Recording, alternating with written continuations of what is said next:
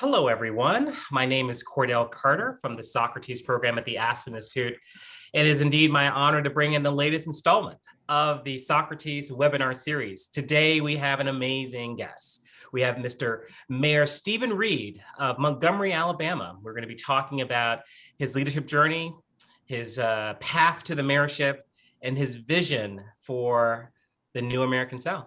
So I'm very excited to talk to Mayor Reed. Mayor Reed, how are you, sir? I'm doing well, Cordell. Thank you so much for the opportunity. I'm glad I got the invite to wear a little khaki or cream today. Absolutely, it's that summer chic, right? We got to bring it. Absolutely. Stuff. Although your office setting looks a lot better than my dining room, I tell you, it's those wooden walls. Be careful what you ask for. There's a lot more that comes with this office than just a building. It's not all good. Well, speaking of that office, talk to us about your leadership story. And before you start, I'll say the following. The Socrates audience is, we have 8,500 alums over the last 25 years. We've caught them at various times in their career, but typically these are folks emerging to mid-career. So we are very interested in leadership journey. So spare no detail, walk us through how you got from point A to the mayorship. Wow. Or deciding to run for the mayorship. Let's stop there. Deciding to run. Yes. Yeah. I think mine is a little bit interesting. I grew up in a political family. I grew up in an activist family. And, I like to say that, when you grow up the son or daughter of a politician, you're the other PK. Uh-huh. So, you got your preacher's kids, and then you yes. Hello. Okay, see. Holla. you got your political kids as well, and much like a lot of my friends who are preachers' kids and those that are politicians' kids, you either love it or you hate it. Mm-hmm. And I think that for me, growing up, I didn't always appreciate some of the exposure that I was getting, some of the lessons that I was learning in being around local, state, and national leaders throughout my adolescence. And so when I got out of high school, I went to Morehouse College, and I told my parents I was never coming back to Montgomery. So you'll never see me except for Christmas and Thanksgiving. Uh-huh. So the thought was to go to Morehouse and to hopefully be a corporate executive and try to influence change that way. And so I went and majored in business, and I did the whole Fortune 500 management leadership thing. Went to business school, came back out, started my own small business. Ironically, came back here not to stay, but just kind of get off the ground here. And I think kind of when I came back after a number of years being gone, I was just surprised at the lack of progress that we had really attained. And so for me, as I got back here, I was trying to get people involved in the political process while thinking that I myself could kind of stay out along the corporate or entrepreneurial side. And I couldn't get, those that I thought would be great public servants to get involved and to see my vision. And, that kind of coincided really around the mid-2000s with the emergence of then Senator Barack Obama. Mm-hmm. And, when you kind of come from that space, there's a level of inspiration that is building, I think, for a lot of us. And we're talking about the Moses generation, the Joshua generation, and what kind of difference can we make? And so as we kind of saw that rise, and then ultimately on his ascendance to the presidency, he stopped in Selma, Alabama. And he stopped in Selma to give a speech at Brown Chapel AME Church, which was one of the seminal faith foundations of the voting rights movement. And he gave more than a speech to me. But out of that speech, which was, some would say was more like a sermon, he said there's a poverty of ambition in doing things just for money. And at that point, I was kind of at a place in my career where I really was trying to live up to what a MBA should be and should be doing. I was trying to advance what I thought was the next leg of the civil rights movement. That was economic opportunity and economic equity in Black communities in particular. But I was doing it more from a capitalistic side. And there's nothing wrong with that, but I think my focus was out of whack. And so as I was sitting there, I was sitting dead center, and it seemed as if he was speaking to me. And as your folks probably said to you, sometimes a pastor kind of says something in church, and when he may not be talking to you, but he's talking to you. Yeah, oh, yeah. It was kind of one of those moments. And so, as I was inspired by his run, I was growing more and more frustrated with our lack of progress here, not only in Montgomery, but in Alabama. And I was trying to get some friends to run one last time. And I had a friend that said, well, Stephen, if you think this is so important, you got it down why we should run, then why don't you do it? And, I just kind of said, well, I just might. And that was just kind of being flippant, just being a smart aleck, back to them. But I started to think more seriously about it then. And so from there, that frustration and inspiration kind of merged to where I decided that I would run for the highest office in our county, which is the probate judge. And it also happened to be the chief election official. You happen to deal with a wide array of administrative issues that come before your county, as well as things that are in the legal framework. And so I ran and I unseated a three-term incumbent. I became the first Black probate judge here in Montgomery County. And that was around the time of the voter ID laws that were coming into play. So being that chief election official really was important because Congressman John Lewis had called the voter ID a 21st century poll tax. And I agree with that. And we ran very hard on that. We ran on the possibilities of what we could be as a community. And so I ran and I was outspent, 4-1. And we were able to win by a thinnest of margin, holding on to those President Obama coattails in 2012 as a local down ballot race, which is why those races are so important. And from there, I got in with an agenda that we really wanted to address mental health. We wanted to address the decriminalization of mental illness and other things that we wanted to do throughout our court system. But I quickly realized that I was going to be limited in that approach as a judge. And I was going to be somewhat constrained in what I could do from the bench versus what I thought I could do from the executive branch. And I think as that kind of built and I had conversations with our leadership to really try to work together, I didn't see the urgency and I didn't see the vision from our executive branch in terms of how to move us forward in a progressive way to bring about more equity in our community and the progress that I saw. And, once I started to see that, all right, Steve, they're kind of dismissing you when you have these meetings, they hold them, but they're like, well, he can't vote. He can't do anything over here. We'll just take the meeting. And I started to think to myself, well, this isn't good enough because, I really did not want to be the thermometer anymore. I wanted to be the thermostat.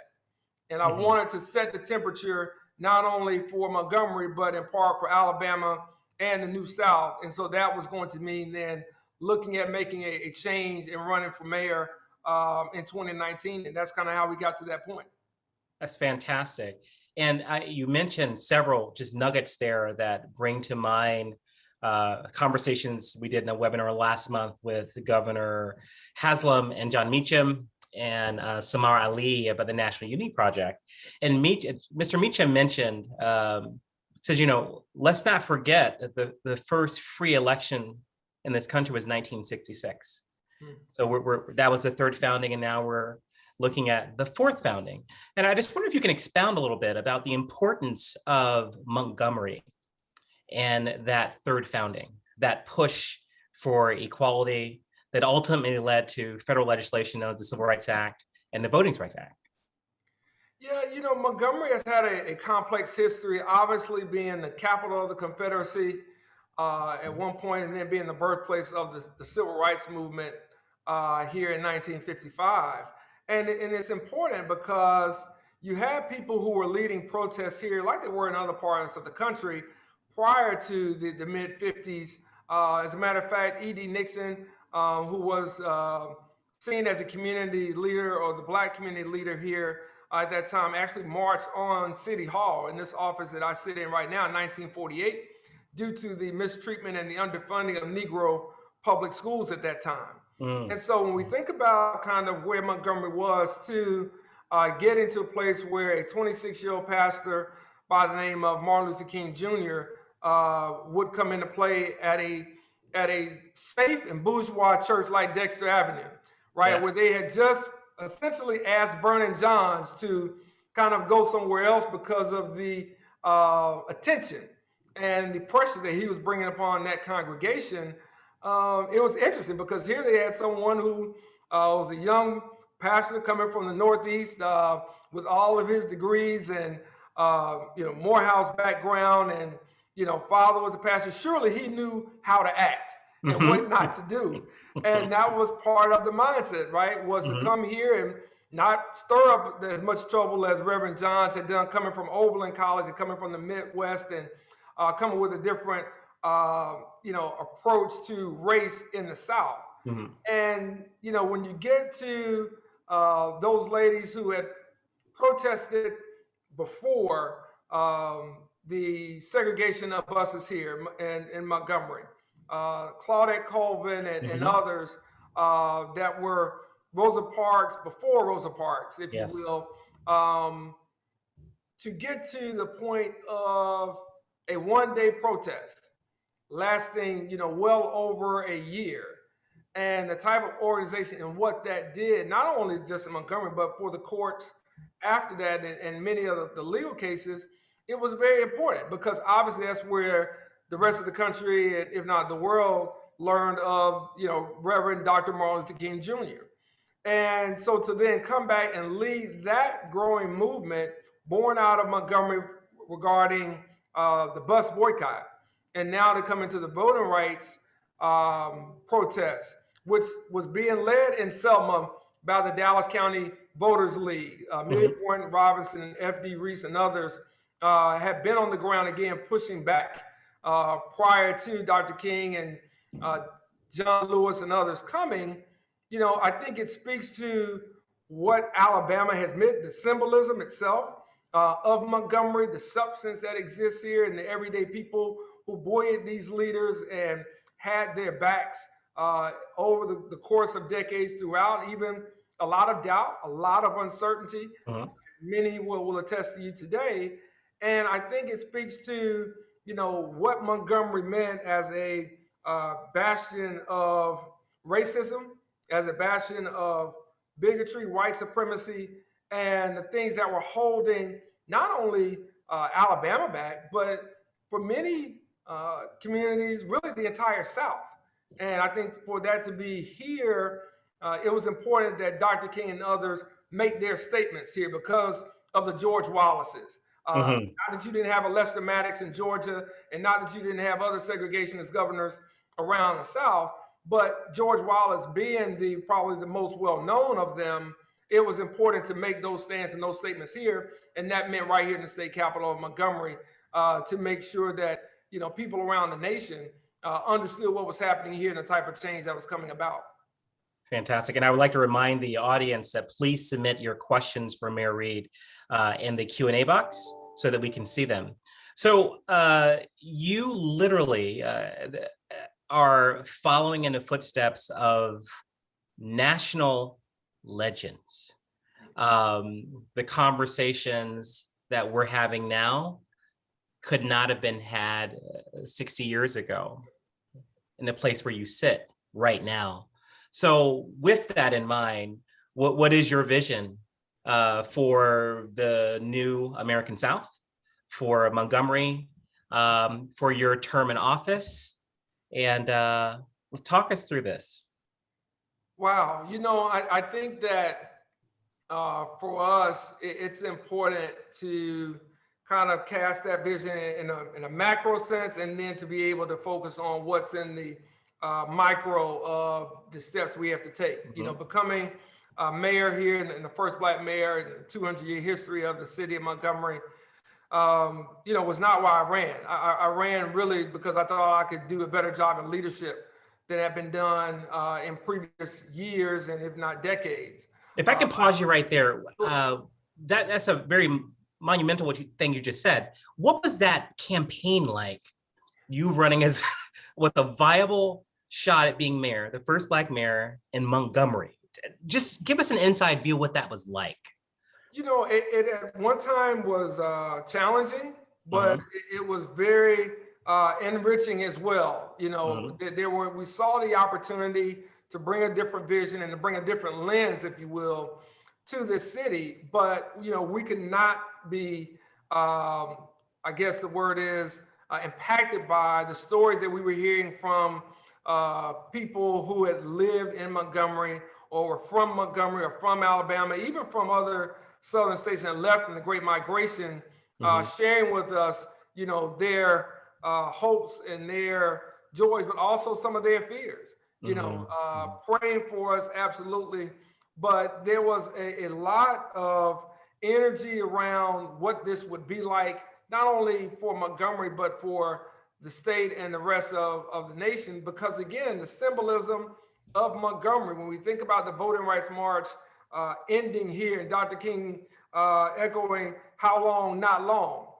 When you think about the things that have taken place here that have impacted far beyond the state of Alabama, it couldn't be lost on us what that impact would be on a number of issues, because people were, you know, letting us know. Now we're trying to focus on talking to the voters and doing the things you're supposed to do in campaigning 101, but certainly the outside narrative was very powerful. And so for me, being from here, having grown up here, it was at once, you know, a energizing, you know, feeling, but it was also like, man, we're in 2019 and we're still talking about the first.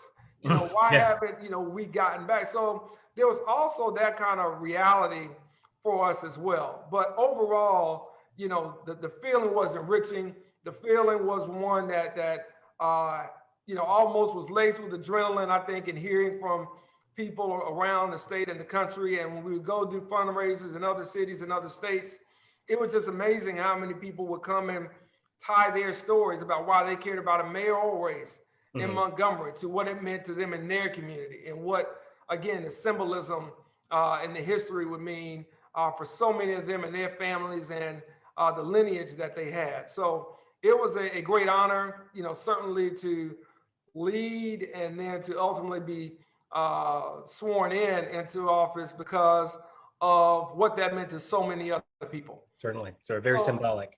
So now to your vision. Yes, sorry. And look, I will be very clear in saying that, you know, our vision is really based around equity and opportunity. And that's what we campaigned on, and really trying to make sure that we lived up to not just being the first, but really being the best mayoral administration that we could, pushing forth, you know, progressive policies that will bring about more equity in education, equity in economic opportunities, and equity in terms of just overall health and well-being of people here who for so long had never felt heard, who had never felt seen by our government. And we wanted to make sure that, you know, we continue to do that. And that's one of our challenges every day, is to really look at best practices and to bring forth those ideas that we think will not only bring us better outcomes, but will create a foundation and a legacy that will live far beyond any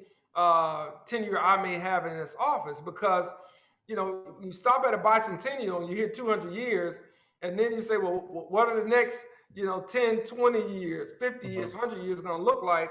We want to be, we want to say that our vision was one that was focused on the possibilities and the opportunities, and not restrained by some of the challenges and some of the hindrances that have played a role in years past. So, you know, the economic piece, the education piece, and certainly I think the overall health and well-being of, you know, neglected communities that have felt, you know, looked over and left out for so long, has been at the forefront of everything that we do throughout our administration, and reimagining our government to be more responsive and to be more proactive in changing the lives and outcomes of everyday people across this community, regardless of zip code, and not just relegated to a certain few. Right. Now, Mike Tyson has that famous quote that everyone has a plan until they're punched in the mouth. Now you, sir, I first heard your name, I believe, on Rachel Maddow's show at the height of COVID, when we didn't know what was going on first, second quarter of 2020. So talk to us about how COVID has, or your response to COVID, really impacted your leadership, changed your plan, forced you to shuffle the deck? I like to think that leadership is really revealed in moments of crisis, Mm-hmm. and no one would wish for or could have imagined the crisis that COVID-19 would be for any of us, regardless of what space you're in leadership. But I really felt like I was prepared for the moment because of you know things that I dealt with personally, things that I dealt with professionally and politically, and so I felt that combining that with the type of team that I have around me and type of staff of talented, well-purposed individuals who are committed to our goal, that we were in a good position to look out for the lives and livelihoods of our community. And we wanted to make sure that as this happened, we were using data, we were using the information that we had, but we were also kind of trusting our instinct. Our instinct is kind of what got us here. Our instinct is what had led us to some successful legislative victories prior to COVID within my first 100 days. And our approach to this, we thought really was built for, whatever circumstance, be it a tornado, be it an economic downturn, things that you can't predict, but that, those of us in political leadership have to deal with. Now, Mm-hmm. COVID, again, was a very unique circumstance, but I think those same principles apply, and that's how we tried to deal with them each day, each week, each month throughout this entire pandemic. And while everything has not been perfect, I think for the most part, when I go back and look at the decisions we made and how we assessed and then ultimately implemented them, I feel very good even now.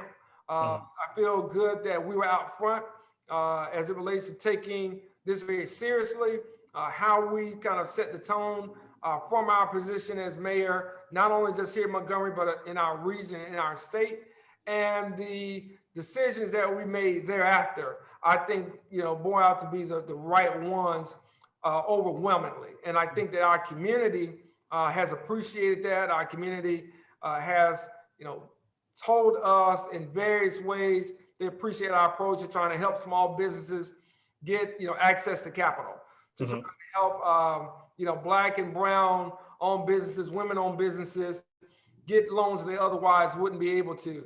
Talk through some of the health challenges with our healthcare partners here, while also making sure that, from a community standpoint, we were factoring in the indirect consequences of those decisions. And so I think for us, the crisis management, if you will, was handled, I think, as effectively as we could. And I think that's because we're a team and we have an approach that is to certainly focus on excellence, but certainly be prepared for those things that you can't foresee. And when you do that and you have that contingency plan, then you're able to respond to those unforeseen obstacles probably a little bit better than those that may not plan or may not approach everyday governing the same way. Yeah, I seem to remember, and this was not MSNBC, it must have been when you were on NBC, talking about specific infection rates in different parts of Montgomery. And you were rattling off these numbers from the top of your head. And I'm like, this guy must be an engineer or an MBA. And I just wonder how your business experience as an entrepreneur, as a graduate business student, has impacted your approach to this crisis that was really unprecedented at all levels.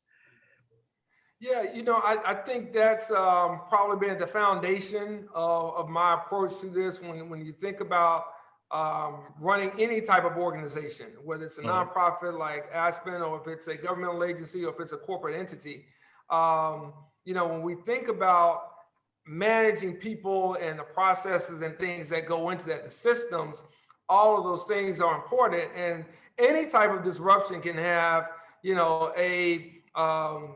a bigger effect than one may anticipate. And it's up to us to really, as leaders, be prepared for that. So from my standpoint, I think, the background and whether it was ethical leadership, and being transparent, being Transparency. very truthful, being out front and open and honest about where we were, irrespective of the political wins, was very important. I think certainly the organizational leadership was very important as well, and understanding the science and the data behind consumers, i.e. your public, your residents, what your message sends, strategic communications, what's the unheard message in what you say and what you do.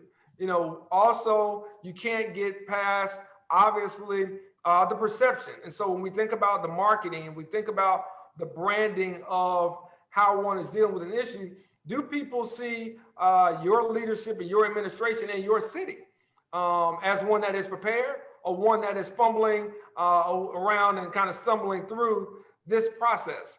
That in itself not only speaks to those residents, it speaks to your business community, your corporate partners, your entrepreneurs, your investors in your city as well. And so that certainly factored in. And then I think, you know, lastly, you know, the finances and the numbers piece of that training is, all right, what does the data say?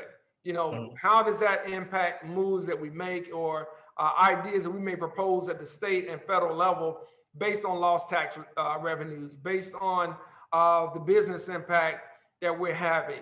And so I think, you know, the academic training, along with, I think, being in probably high pressure, you know, business environments, both as a management leadership trainee at American Airlines, when you've got tight deadlines and you've got P&L and P&L, that's right. Yeah, oh, yeah.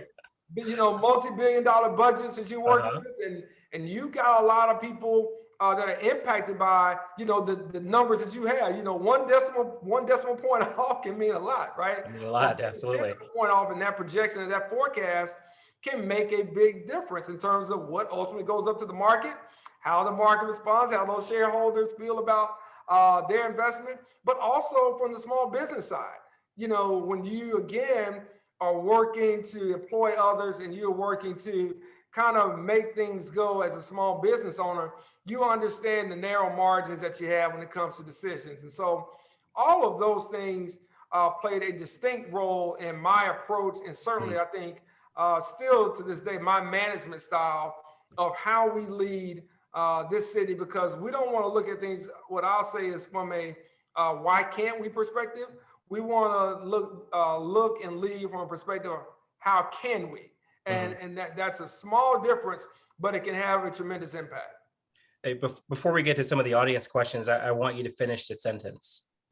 I am really optimistic about Montgomery because the people that we have here, and I think the collective vision as a community that we have, from our governmental side to our business community to our faith-based and grassroots leaders. I'm excited because I believe that positions us to be a significant player, not only in the next decade, but beyond that, writing the new narrative for Montgomery because of the history, the present, and the future outlook that we have. We have a lot of potential in this community that has not been tapped, but in part hasn't been tapped because there were those who were concerned more about control than they were growth. We want to grow. We want to bring in outside partners. We want to use best practices to address the problems and issues that we have throughout the South, but certainly here in Montgomery. And we want to do our best job of being a collaborator to be an example and a blueprint for other communities to follow. You said a whole lot there. I had a startup in Chattanooga before coming to the Aspen Institute, and I love Chattanooga, still own property there. And my commentary about Chattanooga is that it was a closely held town. And if you really want to be this innovator that you are marketing yourself to be, you got to let go. So is the same true in Montgomery? Oh, there's no question about that. You know, even being from here, every day I learn more in this office of things that I just didn't know growing up, even coming back here working in the private sector. It is one of those communities that I think has been, if you will, apprehensive about investors and others coming in from the outside, as opposed to welcoming And again, I think when we think about the recruitment and retainment of talent, most people, wherever they are from, whatever their background may be, they want to be challenged. Mhm. They want to compete, and they want to know how they stand against the best. Well, Montgomery, probably like Chattanooga, has been one of those that wasn't really interested in trying to measure itself against the best. It was only interested in measuring itself by how certain people did, and measuring itself against what I would call very low-level metrics, as opposed to those standards and statistics that should drive us to want to be better, to bring about change, and to invest in our community for better outcomes. And I think because of that approach and because of the language that we use throughout our campaign and what we've continued to do now as mayor, we have people excited, there are people interested, and they know that we're open for business. They know that we're looking for partners, and what better place than to do it with a city with such a rich history and background regarding racial progress in this country and the progress of overall equality, period, than Montgomery. Yeah. So here's a question from one of our favorite alums, Haley. As a Southerner, I get frustrated by individuals here in Colorado, where I live now, suggesting that we should just get rid of the South. Can you, Mr. Mayor, share your response, what your response is when more progressive people miscategorize the potential of the South? You know, I think that for many of the people who look at the South in one lens, I would say, you know, take a visit, come spend some time, come talk to the people, and come listen a little bit. And I think that is something that is a misnomer about kind of where places like Montgomery, Jackson, Mississippi, Little Rock, Arkansas, Birmingham, and others may be. We know about the Charlottes and the Atlantas and the Nashvilles and places like that. But I think when you get out to the Mountain West and you get out to the West Coast, there's this thought of how, what a drag the South is. And I would say that really the South is the soulful spirit of the nation. You don't have the progress in many parts of this country without the South. Now, there has been challenge here, but that challenge has been seen in other places. I always like it when people say, well, you know, we don't have a racial problem in our community. And I'll say, well, who have you talked to? Because when you say that, often those people have not talked to anyone who might have been impacted or might feel a little bit differently than they do. And they don't see themselves as being kind of part of that.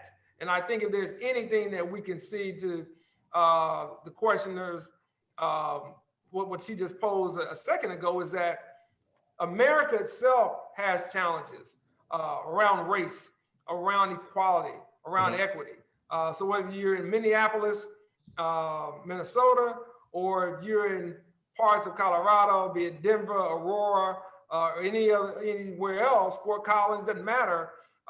There are challenges there. And so I think for those that have an opinion of the South and just kind of letting it go, I think if you let go of the South, you lose a whole lot of soul. And I don't think the country is as much fun or as interesting if it doesn't have a little soul in it. And so that's what you have here.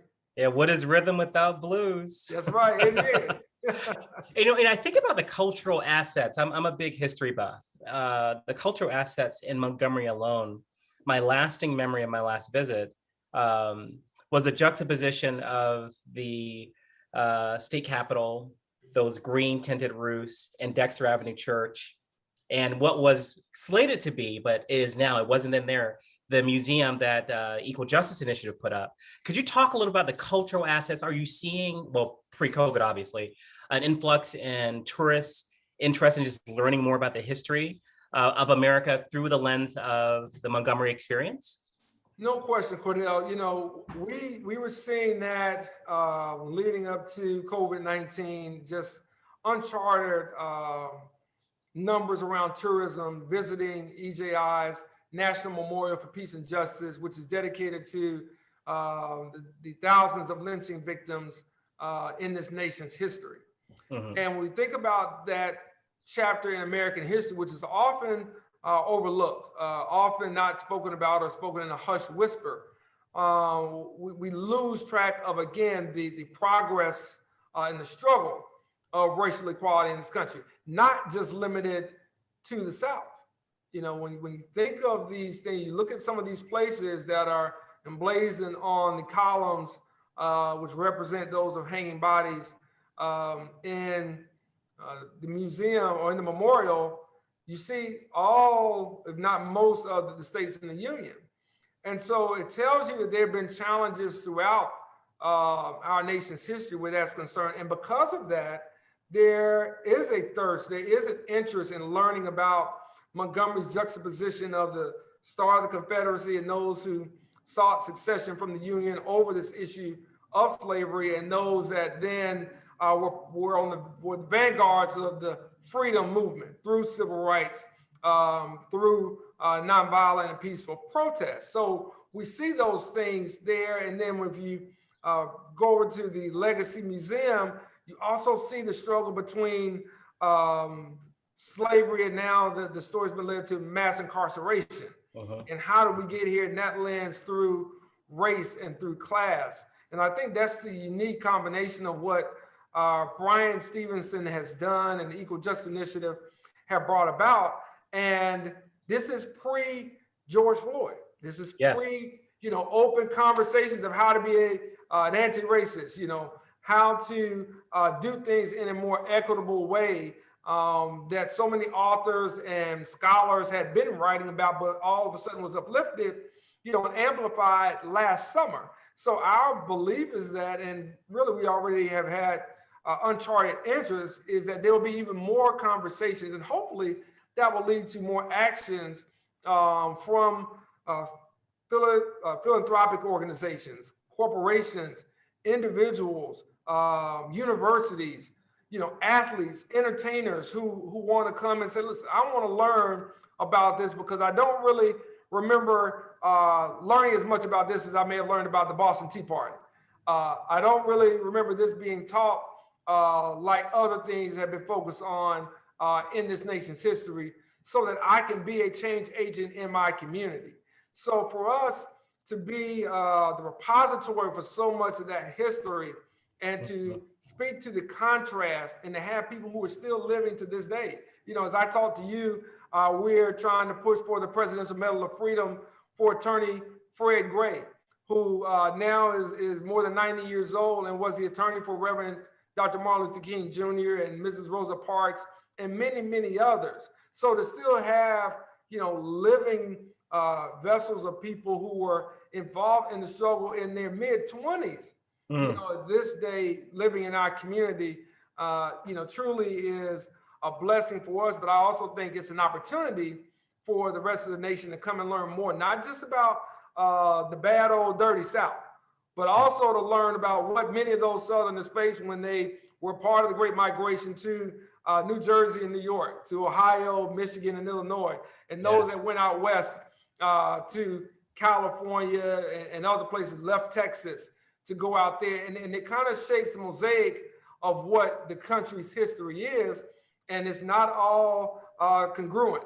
It really is something that all of us can learn from. And I think right here in Montgomery, we have benefited from that, and we will continue to amplify that knowledge that we know, that we confront every day in this space in order to try to help this country live up to its full potential.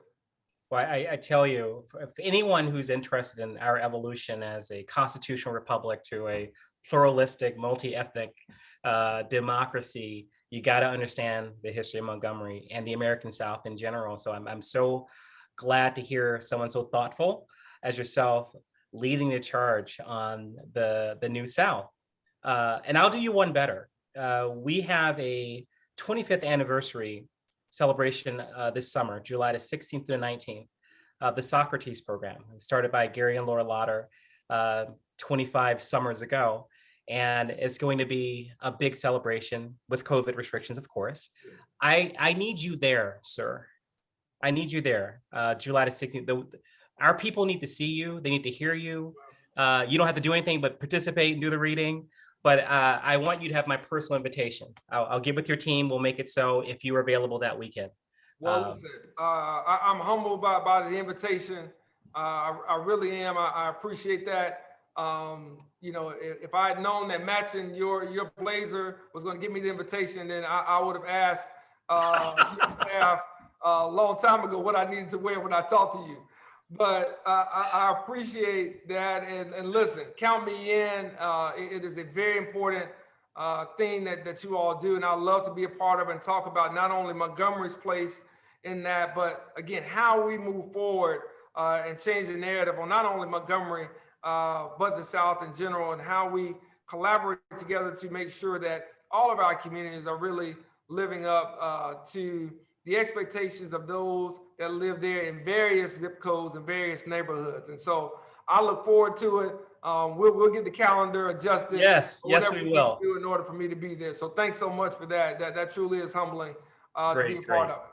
Well, thank you so much, Mr. Mayor, for your time. You're only running a major city, so I appreciate you giving us this 45 minutes, as I won't hold any longer.